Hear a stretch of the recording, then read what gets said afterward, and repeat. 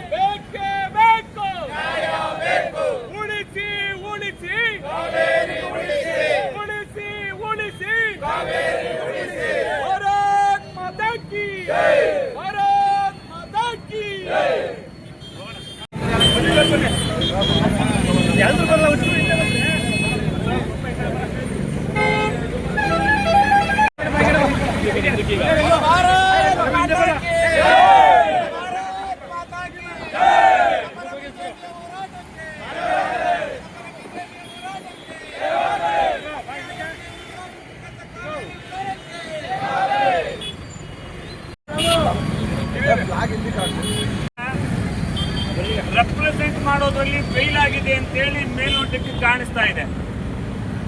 ನಾನೇ ಈಗಿನ ಮುಖ್ಯಮಂತ್ರಿಗೆ ಮತ್ತೆ ಇಲ್ಲಿ ಹೋಮ್ ಮಿನಿಸ್ಟರ್ಗೆ, ನೀರಾವರಿ ಸಚಿವರಿಗೆ ಹೇಳ್ತೇನೆ, ನಿಮ್ಗೊಂದಿಷ್ಟು ಮಾನ ಮರ್ಯಾದೆ ಇದ್ರೆ ನಮ್ಮ ನಾಯಕರು ಒಬ್ರು ಮುಲ್ಲಾ ಬಗ್ಗೆ ಮಾತಾಡಿದ್ರು ಅಂತೇಳಿ ಕೇಸ್ ಹಾಕುವಷ್ಟು ಕಾನೂನು ತಜ್ಞತೆ ಇರುವಂತ ನೀವು, ಕಾವೇರಿ ನೀರು ಇಲ್ಲ, ಇವತ್ತು ಇರೋದು ಕೇವಲ 17 TMC ನೀರು, ನಮ್ಮ ಬಳಕೆಗೆ ಬೇಕಾಗಿರೋದು 49.5 TMC ನೀರು, ಈ ರಾಜ್ಯದಲ್ಲಿ ಕುಡಿಯಕ್ಕೆ ಬೇಕಾಗಿರೋದು 20 TMC ನೀರು, ಇವತ್ತು ನಮ್ಮಲ್ಲಿ ಸಂಗ್ರಹ ಇರೋದು 17 TMC ನೀರಿದ್ರು ತಮಿಳುನಾಡಿಗೆ ನೀರು ಬಿಡುವಂತ ವ್ಯವಸ್ಥೆಗೆ ಅಂದ್ರೆ ಆ ಪ್ರಾಧಿಕಾರದ ಮುಂದೆ ನಮ್ಮ ವಸ್ತುಸ್ಥಿತಿಯನ್ನು ಹೇಳೋದಿಕ್ಕೆ ನೀವು ವಿಫಲರಾಗಿದ್ದೀರಿ.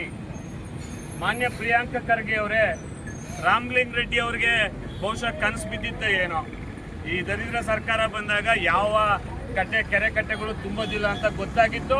ಅದಕ್ಕೆ ಪಾಪ ನಮ್ಮ ರಾಮಲಿಂಗ ರೆಡ್ಡಿ ಅವರು ನನಗೆ ಜಲಸಂಪನ್ಮೂಲ ಬೇಡ ಅಂತ ಹಠ ಇಟ್ಟಿದ್ರು. ಕಾಂಗ್ರೆಸ್ ಸರ್ಕಾರ ಯಾವ್ಯಾವಾಗ ಬಂದಿದೆ ಕಾಕತಾಳೀಯವೋ ಇಲ್ಲ ಏನೋ ಗೊತ್ತಿಲ್ಲ, ನಮ್ಮ ಕಾವೇರಿ ಸಮಸ್ಯೆ ಉಲ್ಬಣ ಆಗಿದೆ. ಈ ಮುಖಾಂತರ DK ಶಿವಕುಮಾರ್ ಅವ್ರಿಗೆ ಈ 3 ಜನ ಇದ್ದಾರೆ ಈ ಸರ್ಕಾರದಲ್ಲಿ, DK, PK, BK, ಇವು 3 ಜನವೇ ಕಾನೂನು ತಜ್ಞರು. ಈ 3 ಕಾನೂನು ತಜ್ಞರಿಗೆ ಕನಿಷ್ಠ ತಿಳುವಳಿಕೆ ಇದ್ದೇನೆ. ಇವತ್ತು ಮಂಡ್ಯ, ಮೈಸೂರು ಮತ್ತೆ ಈ ಭಾಗದ ಜನರನ್ನ, ಈ ಭಾಗದ ರೈತರ ಪಾಲಿಗೆ ಮರಣ ಶಾಸನ ಬರೆಯುವಂತೆ ಗೆದ್ದಿರಿ. ಜೊತೆಗೆ ಭಾರಿ ಧಾರಾಳ ಒಂದು ಗ್ಲೋಬಲ್ ಡಿಸಿಷನ್ ತಗೊಂಡ್ಬಿಡ್ತಾರೆ ಧರ್ಮಾನ್ಯ DK ಶಿವಕುಮಾರ್ ಅವ್ರು. ಏನ್ ಗೊತ್ತಾ, ಅಲ್ಲಿ ತಮಿಳುನಾಡಿನ ಮುಖ್ಯಮಂತ್ರಿ ಕರೆಸ್ಕೊತಾ ಇರೋದು ಮಾತುಕತೆ ಅಂತ. ಏನ್ರಿ ಮಾತಾಡ್ತೀರಿ? ಯಾವಾಗ ತಮಿಳುನಾಡು ಮುಖ್ಯಮಂತ್ರಿ ಕರ್ನಾಟಕ ಮುಖ್ಯಮಂತ್ರಿಗಳು ಮಾತಾಡಿದರೋ 1956ನೇ ಇಸ್ವಿಯಿಂದ ಇಲ್ಲಿ ತನಕ ಯಾವತ್ತು ಕಾವೇರಿ ವಿಚಾರವಾಗಿ ಕರ್ನಾಟಕದ ಪರವಾಗಿ ಮಾತಾಡಿರೋ ಧಾರಾಳ್ತನ ತಮಿಳುನಾಡಿನ ಯಾವುದೇ ಮುಖ್ಯಮಂತ್ರಿಗೂ ಇಲ್ಲ. ನಿಮ್ಮ ಮೇಲೆ ನಿಮ್ಮ ಹೈಕಮಾಂಡ್ ರಾಹುಲ್ ಗಾಂಧಿ ಅವರ ಒತ್ತಡದ ಮೇರೆಗೆ ನೀವು ವಿಜಯ್ ಅವ್ರನ್ನ ಕರೆಸಿ ಕರ್ನಾಟಕದ ಜನರ ಕಣ್ಣೊರೆಸುವಂತ ನಾಟಕ ಮಾಡ್ತಾ ಇದ್ದೀರಿ. ದಯಮಾಡಿ ನಿಲ್ಲಿಸಿ. ವಿಜಯ್ ಅವ್ರು ಬರೋದು ನಮಗೆ ಅಕ್ಷರ ಸಹ ಇಷ್ಟ ಇಲ್ಲ. ಕಾವೇರಿ ಉಳಿಬೇಕು. ಕಾವೇರಿ ಪ್ರಾಧಿಕಾರದ ಮುಂದೆ ಇಲ್ಲಿಯ ವಸ್ತುಸ್ಥಿತಿಯನ್ನ ನೀವು ಬಿಡಬೇಕು. ನಿಮ್ಮ ರಾಜಕಾರಣ ಪಕ್ಕಕ್ಕಿಡಿ. ರೈತರನ್ನ ಬಲಿ ಕೊಡುವಂತ ರಾಜಕಾರಣ ನಾವು ನೋಡಿದೀವಿ. ತುಂಬಾ ಸರ್ಕಾರಗಳನ್ನ ಗಮನಿಸಿದೀವಿ. ತುಂಬಾ ಸರ್ಕಾರಗಳನ್ನ ಬಲಿ ಕೊಟ್ಟಿದ್ದೇವೆ. ರೈತ ಸಮಸ್ಯೆ ತುಂಬಾ ಸರ್ಕಾರಗಳಿಗೆ ಬುದ್ಧಿ ಕಲಿಸಿದೆ. ದಯಮಾಡಿ ನಿಮ್ಮಲ್ಲಿ ಮನವಿ, ಈ ಭಾಗದ ರೈತರ ಜೀವನಾಡಿದ ಕಾವೇರಿ ವಿಚಾರವನ್ನು ಮಂಡನೆ ಮಾಡಿ ಇದುವರೆಗೆ ತಮಿಳುನಾಡಿಗೆ ಬಿಡಬೇಕು ಅಂತಿರೋ ವಿಚಾರದಲ್ಲಿ ನಿಮ್ಗೆ ತಾಕತ್ತಿದ್ರೆ ಬಂಗಾರಪ್ಪನವ್ರನ್ನ ಸರ್ ನೆನ್ಪು ಮಾಡ್ಕೊಳ್ಳಿ. ಅವರು ಆಗ್ಲಿಲ್ಲ ಅಂದ್ರೆ SM ಕೃಷ್ಣ ಅವ್ರ ಪಾದಯಾತ್ರೆ ಬಂದ್ರು 16 ನೆನ್ಕೊಳ್ಳಿ. DK ಶಿವಕುಮಾರ್ ನೀವು ಈ ಭಾಗದವ್ರಿದ್ದೀರಿ. ನೀನು ಒಂದ್ಸರ್ ಬಪ್ಪ, ನೀನ್ ಬಾರಿ ಗಂಡಾಳು, ಅದೆಷ್ಟಾಗ್ಲ ಅದೇ ಇದೆ, ಅದ್ಯಾವ್ಯಾವ್ದು ಅಧಿಕಾರನ ಒದ್ ಕಿತ್ಕೊಳ್ಳೋದು ನೀನು. ನಿನ್ನ ಅಧಿಕಾರ ಹೋದ್ರೆ ಹೋಗ್ಲಿ, ಕಾವೇರಿ ವಿಚಾರಕ್ಕೆ ಬೀದಿಗೆ ಬಾ. ನೀನ್ ನಿಜವಾಗ್ಲೂ ನಮ್ಮವನೇ ಆಗಿದ್ರೆ, ನಮ್ಮವನೇ ಅಂದ್ರೆ ಕರ್ನಾಟಕದವನಾಗಿದ್ರೆ, ಬೇರೆ ಬೇರೆ ತರ ಅರ್ಥ ಮಾಡ್ಕೊಳ್ಳೋದು ಬೇಡ. ಕಾವೇರಿ ನೀರನ್ನು ಬಿಡದೆ ಹೋರಾಟ ಮಾಡು. ಆಗ ನೀನ್ ಹೇಳ್ತಿದ್ದಲ್ಲ ಹಿಂಗೆದೆ ತಟ್ಕೊಂಡು ಮುಲ್ಲಾ ಅನ್ನೋನ್ ಮೇಲೆ ಕೇಸು, ಅಲ್ಲ ಅನ್ನೋನ್ ಮೇಲೆ ಕೇಸು, ಆಡು ಮೂಳು ಅಂತ ಪ್ರಚೋದಾತ್ಮಕ ಕೇಸ್ಗಳಾಗ್ಸಕ್ಕೆ ಕಾನೂನು ತಜ್ಞ ನಿಮ್ಮ PK, ಅದ್ರ ಜೊತೆಗೆ ನಿಮ್ಮ BK ಅವ್ರನ್ನೂ ಸೇರಿಸ್ಕೊಂಡು ಬೀದಿಗಿಳಿ. ಈ ಒಂದು ತೀರ್ಪನ್ನ ಉಲ್ಲಂಘನೆ ಮಾಡು. ಆವಾಗ ಗೊತ್ತಾಗುತ್ತೆ ನೀನು ಬಾಟ್ಲ್ ಹಾಲು ಕುಡ್ದಿದ್ಯೋ ಇಲ್ಲ ತಾಯಿ ಎದೆ ಹಾಲು ಕುಡ್ದಿದ್ಯೋ ಅಂತ ಎಲ್ಲರಿಗೂ ಅರ್ಥ ಆಯ್ತದೆ. ನೀನು ನಿಜವಾಗ್ಲೂ ತಾಯಿ ಎದೆ ಹಾಲು ಕುಡ್ದಿದ್ರೆ ಈ ಆದೇಶನ ಧಿಕ್ಕರಿಸಿ ಬೀದಿಗೆ ಬರಲಿ ಅಂತ ಈ ಜಿಲ್ಲೆಯ ಮತ್ತು ಈ ರಾಜ್ಯದ ರೈತರ ಪರವಾಗಿ ನಾನು ನಿಮಗೆ ಆಗ್ರಹ ಪಡಿಸ್ತಿದ್ದೇನೆ. ಬಂಧುಗಳೇ ಹಾಗೂ ಎಲ್ಲ ಗೌರವಾನ್ವಿತ ಸಾರ್ವಜನಿಕ ಬಂಧುಗಳೇ, ಏನು CWRC ನಿನ್ನೆ ಕರ್ನಾಟಕದ ಪಾಲಿಗೆ ಒಂದು ಮರಣ ಶಾಸನವನ್ನ ಒಂದು ತೀರ್ಪನ್ನು ಕೊಟ್ಟೈತೆ. ಇವತ್ತು ಕರ್ನಾಟಕ ಬರದ ಛಾಯೆಯಲ್ಲಿ ನಲುಗ್ತಾ ಐತೆ. ಇಲ್ಲಿನ ಜಾನುವಾರುಗಳಿಗೆ ನೀರಿಲ್ಲ, ರೈತರ ಬದುಕು ಬೀದಿಗೆ ಬಿದ್ದೈತೆ. ಆತನ ಬೆಳೆ ಒಣಗಿ ಬೆಂಕಿ ಹಾಕೋ ಮಟ್ಟಕ್ಕೆ ಬಂದೈತೆ. ಅಂತಹ ಸಂದರ್ಭದಲ್ಲಿ ಇವತ್ತು ರಾಜ್ಯ ಸರ್ಕಾರ ಇಲ್ಲಿನ ವಾಸ್ತವ ಸ್ಥಿತಿಯನ್ನ ಆ ಒಂದು ನ್ಯಾಯಮಂಡಳಿಗೆ ತಿಳಿಸುವಲ್ಲಿ ವಿಫಲವಾಗಿದೆ.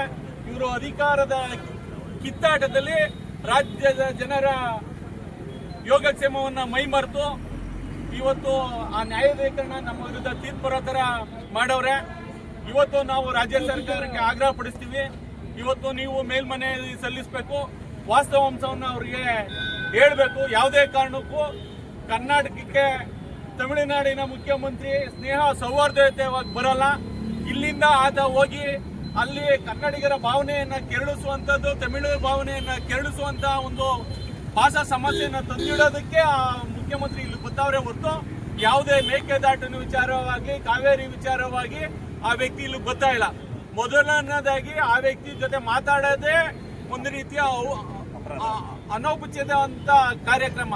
ದಯವಿಟ್ಟು ಮುಖ್ಯಮಂತ್ರಿಗಳು ಇವತ್ತು ನಾಡಿನ ರೈತರನ್ನ ಗಮನದಲ್ಲಿ ಇಟ್ಕೊಂಡು ಅವರು ಈ ಸರ್ಕಾರ ಬರಬೇಕಾದ್ರೆ ಈ ನಾಡಿನ ಜನರ ರೈತರ ಮೇಲೆ ಒಂದು ಆಣೆ ಮಾಡಿ ಹೇಳಿದ್ರು, ಪಾದಯಾತ್ರೆ ಮಾಡಿದ್ರು, ನಾವು ಮೇಕೆದಾಟು ಕಟ್ಟೆ ಕಟ್ತೀವಿ ಅಂತ. ಇದುವರೆಗೂ ಅವರು ಒಂದು ಸುಳ್ಳು ಹೇಳ್ತಾ ಇದ್ರು. ಮೇಕೆದಾಟಿಗೆ ಕೇಂದ್ರ ಸರ್ಕಾರ ನಿನ್ನೆ ಸ್ಪಷ್ಟವಾಗಿ ನಮ್ಮ ಜಲಸಂಪನ್ಮೂಲ ಸಚಿವರು ಹೇಳವ್ರೆ, ಆಯಾ ರಾಜ್ಯದ ಯಾವುದೇ ಅಣೆಕಟ್ಟೆ ಕಟ್ಟಬೇಕಾದ್ರೆ ಆ ರಾಜ್ಯ ಸರ್ಕಾರದ್ದೇ ಅದು ಕರ್ತವ್ಯ, ಯಾವುದೇ ಬೇರೆ ರಾಜ್ಯಗಳ ಯಾವುದೇ ತಕರಾರು ಇರೋದಿಲ್ಲ ಅಂತ. ಆ ನಿಟ್ಟಿನಲ್ಲಿ ಇವತ್ತು ಅವರು ಅಲ್ಲಿ ಮೇಕೆದಾಟು ಕಟ್ಟಬೇಕು. ಮತ್ತೆ ಇಲ್ಲಿ ಯಾವುದೋ KRS ಇಂದ ಕುಡಿಯೋ ನೀರಿಗೆ ಬೆಂಗಳೂರಿಗೆ ತಗೋಗುವಂತ ಒಂದು ಅವೈಜ್ಞಾನಿಕ ಪದ್ಧತಿಯನ್ನ ನಿಲ್ಲಿಸಬೇಕು. ಈ ರಾಜ್ಯದಲ್ಲಿ ಮಂಡ್ಯ ಜಿಲ್ಲೆಯ ಜನ ಕಾವೇರಿಯನ್ನು ನಂಬಿ ಬದುಕ್ತವ್ರೆ. ಇವತ್ತು ಬೆಳೆಗಳು ಅರ್ಧಂಬರ್ಧಂ ಎಲ್ಲ ಕಬ್ಬು ಒಣಗೋಗಿದೆ. ಅವ್ರಿಗೆ ಯಾವುದೇ ರೀತಿಯ ಪರಿಹಾರ ಕೊಟ್ಟಿಲ್ಲ. ಸಾಲ ಮನ್ನಾವನ್ನು ಮೊದಲನೇದಾಗಿ ರಾಜ್ಯದ ರೈತರ ಅವರು ಹಿತ ಕಾಪಾಡಬೇಕು ಅಂದ್ರೆ ಸಂಕಷ್ಟದಲ್ಲಿರುವಂತ ರೈತರ ಸಾಲ ಮನ್ನಾ ಮಾಡಬೇಕು. ಯಾವ ಬೆಳೆ ನಷ್ಟ ಆಗದೆ ಆ ಬೆಳೆಗೆ ಪರಿಹಾರವನ್ನ ಕೊಡಬೇಕು.